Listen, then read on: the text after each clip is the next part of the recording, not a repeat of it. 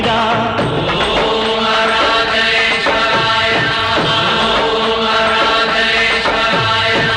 இளமையில் உழைப்பவன் முதுமையில் சிரிக்கிறான், இளமையில் படுத்தவன் முதுமையில் தவிக்கிறான். உனது ரத்தமும் எனது ரத்தமும் உறவு ரத்தமடா, நீயும் நானும் நானும் நீயும் நிறத்தால் குணத்தால் என்ற ஒரு தெய்வம் வீட்டோட இருக்கு. நீ தனித்தனியா கோயில் குளம் அலைவதும் எதுக்கு?